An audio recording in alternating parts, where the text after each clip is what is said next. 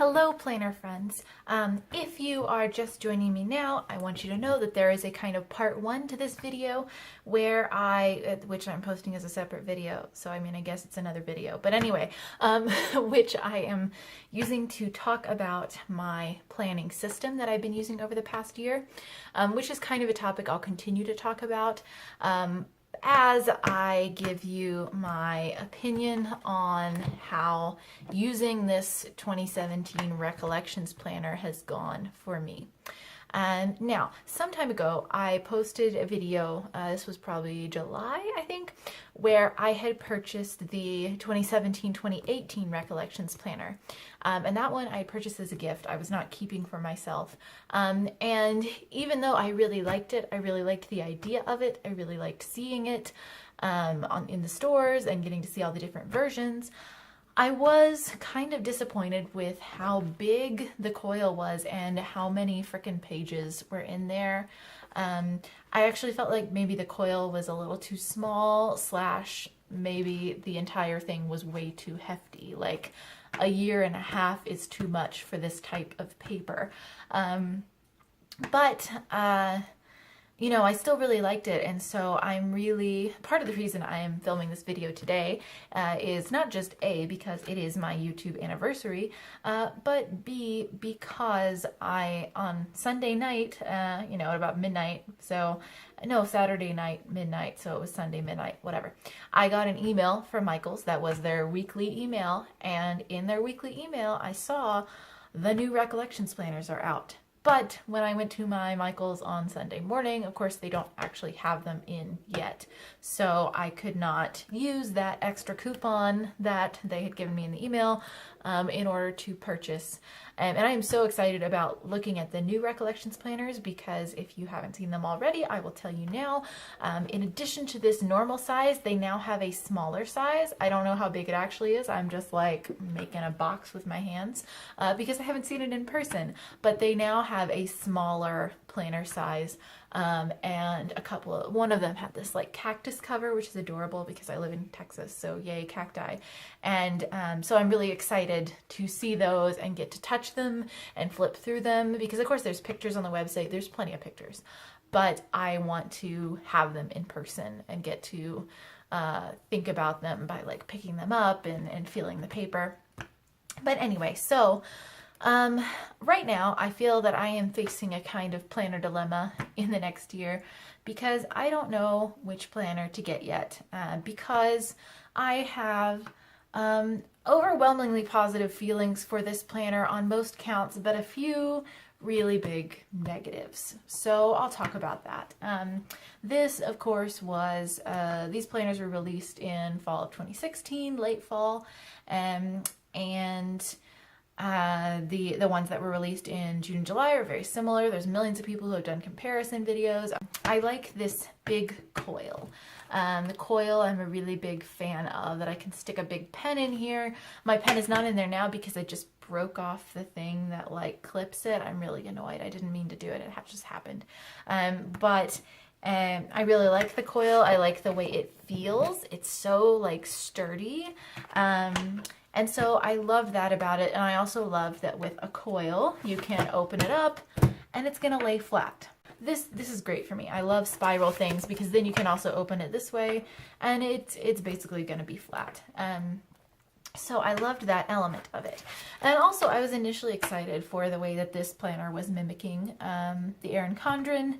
Not only in like the size and like heftiness, not that I've ever touched an Erin Condren, but from what I understand, and in the fact that the covers could, in theory, be interchangeable. However, when I thought about purchasing a new cover for this planner a while back, I went on Etsy, I looked at them, and I'm a graduate student. I don't have a lot of money. I realized that some of the covers I was looking at would cost as much as the planner had in the first place. Now that it's nearly November, I think that maybe it might have been worth it to have actually bought a cover because of one of the big problems I have had with this planner, and that is the way that the covers are kind of peeling off on their own. So I said in a previous video, this is my everyday planner. This planner goes everywhere with me, but I'm bringing it up here to the camera to show you the extent. So you see there's this giant kind of bubble that has happened here where the different layers of the cover have separated, which I am not a fan of. And also, as a result, in this section, this has happened among the little tiny pieces of plastic in between the coils. So they'll be just sticking up, like this won't lay down anymore. You can see, let me hold it up here. You can see that that just wants to peel off. Come on, focus. It just wants to peel off all the time. And it's starting to look kind of sad. Like, I really don't like this gigantic bubble down here. It hasn't been as bad at the back cover, and generally not as bad at the top, though there is a little of that going on here at the top. But at the bottom of the back cover, you can kind of see a little of the same, this kind of bubbling where the layers of the cover are separating.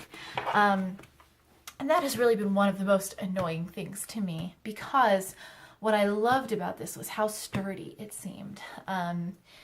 When I first had this and I like messed with the cover, I took it off and put it back on a few times. I was like, this is great. This is like indestructible. But it's not indestructible. And I mean, especially like, I mean, the bottom of my planner is gonna always take a beating, because as a graduate student and an instructor, I am often picking up books like this and shoving them into a backpack or shoving them into a tote bag. So the bottom's gonna get this wear and tear on it. And I mean, maybe I'm being nitpicky about this, but I will say that this other planner that I use, and I really use this as a to-do list, part one of the video, I talk about that. It has a very, very sturdy plastic pocket here, and in spite of all the shoving around I've done to it, its covers are perfectly intact. Like, it also does not do the separating thing, but I'm just saying, like, this one has been fine. So I don't know if it's a feature of the fact that this cover comes off, or it's just that it was not ultimately as durable as I needed it to be. But that is one of my biggest issues with this planner. Another kind of issue, I'm going to go ahead and turn to October, which is where we are now. Another issue I guess I feel that I've had with this planner is not even an issue I've had this year, but an issue that I can foresee going into the next year. It's just the fact that there is a color scheme. I mean, initially I wanted a planner that had something cute in it so that I wouldn't have to decorate it. And I was like, oh, this is great. I love this. Like, we've got this little pastel thing going on. It'll be really exciting. I've got some decorations already built in. Let me turn back here, you know, some pretty things on the dividers, whatever. But now that I have spent nearly a year with the decorative planning thing, part of me is wary of how incredibly colorful this planner is. And this was also actually a huge issue that I had with the planners that came out in July, or June, it was June, which is that those Recollections planners, you know, they had three different inner layouts, this horizontal, like this, a vertical one, and an hourly one, which, you know, is also a type of vertical. But each of those had their own color scheme. And then there were a bunch of different covers. But oftentimes what I felt was happening with those planners is a cover and an inside would be sold together, you know, like they had been packaged that way, like this cover goes with this inside, but the color schemes did not make sense together. So like there was an orange marbled cover on a planner that had like pink and blue and yellow, and it just wasn't making sense to me. And I mean, I did see a lot of people, and I did this too, taking off covers and putting them on the other like inner color scheme that they thought it matched. I mean, there's also the fact that with Recollections, the inner color schemes, you don't get a choice. It's just going to be, if you want this layout, it's this color. If you want the other layout, it's a different color. If you want the other layout, it's yet another color. And so then you just have to find something that fits. And at the time, what I wanted was a vertical planner, because even though this horizontal is what I use every day, I'm interested in the way the vertical looks. I do tend to write a lot of lists, so I think that I could probably work in a vertical space. And also just, I wanted to use a vertical planner for decorative planning. I wanted to try that pretty columns thing that everyone else is doing. But when I went to the store and looked at them, the vertical layout was a certain color scheme, and the covers that matched that color scheme, none of them were really my style. And then I was just kind of stuck because I did not want to have to go out and buy additional covers. I just needed it all to come as one package.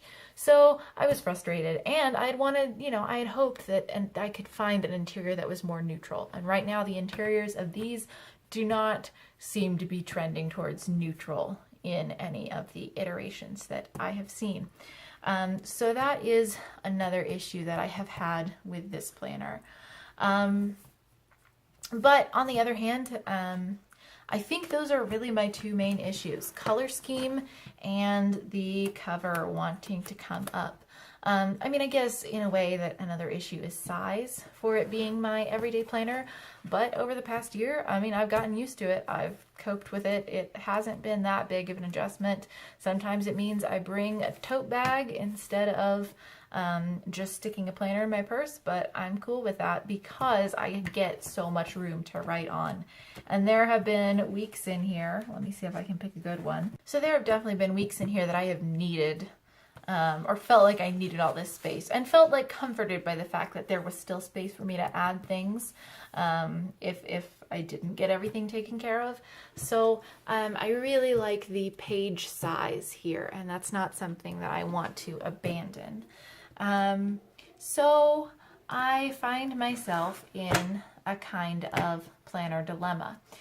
Would I purchase another Recollections planner? Yes. In fact, I am planning on it because when I saw the announcement online, I did go through the product images of some of the covers and interiors that they have for the new ones, and I feel like there will be something in there that I can work with and that I want to use. But really the question is, where else do I go from there? Where do I go beyond that? So, which is weird sounding. What I mean, I need more coffee here. No, what I mean is, I don't know what my everyday planner will be, and I don't know what my decorative planner will be going forward. I've liked using the horizontal format here, but I do have some friends who have different planners, but who in their everyday life academic planner, they have adopted a much neater planning style than I have. Mine is, if you recall from some of the pages I was showing you, quite scribbledy. And I mean, it works for me at the time because I just want to write something down so I can check it off. But I've really admired seeing my friends' everyday planners that actually do have like a little bit, it's their most functional planner, and they're not making a mess of it. They're actually making it a little pretty. And I feel like it would be great if I could combine those two things, if I could, whenever there was a little time, decorate the planner that I'm using every day and bringing around with me. So part of me has thought, I want something that I can decorate sometimes, which has made me think that, my everyday planner should be vertical, right? Well, but I'm also really used to using the horizontal format. And so I don't know how I would adapt to so like here I make these little lists that look, they're very horizontal. They're very vertical themselves, but I also write things that are like really long and that go across the page. And I don't know, am I just going to be stacking things up? Am I going to have to write in a microscopic way in order to use a vertical planner? I really don't know. I haven't tried it yet.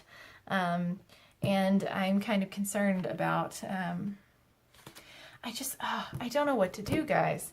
I don't know if you have any advice for me, because I also don't want to buy something that I'm not going to end up using. That was why this random planner that I picked up that was not what I wanted it to be turned into a to-do list book, because I didn't want to waste it and because it was pretty. And And it's like I have enjoyed the exercise of mini happy planner planning in here. But this is entirely decorative, and I'm like, well, maybe I can kill two birds with one stone. On the other hand, you know, is it going to lose its fun if I don't have an entirely decorative place where I can pretend that my life is a lot more organized than it is? Or if I get a bigger sheet, is it going to be harder to decorate an entire spread that's 2 pages of this? Because really, the 2 pages of the mini happy planner are about the size of 1 page of the Recollections planner. So that's going to be a lot more work of figuring out how to decorate things.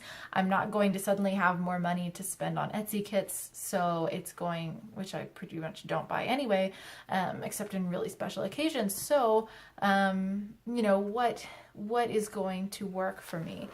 Am I going to want to get another mini happy planner and keep decorating it? I don't know. Part of me really wants to move to a bigger format. And I like that Happy Planner, you can, you know, take out the pages and then put them back in. So then you have like a completely flat surface to work with your week on. But I also love this coil thing. I love having something that looks like an Erin Condren, even though I don't have an Erin Condren, and I will not spend the money on an Erin Condren because I just don't have that much money. There's even a part of me that's like, maybe I should have 2 Recollections planners. One that is my everyday mess. You know, I just keep opening basically the same pages to show you. But, you know, one that is my everyday, like, blah, there's things everywhere. And then another one that will be my pretty one that is vertical. I really don't know. I don't have an answer to this right now. I just kind of wanted to talk about it. And I mean, thank you for sticking around if you did. So I am really anticipating the release of the new Recollections planners. When I go see them and purchase whatever I'm going to purchase, I will definitely be updating you on that.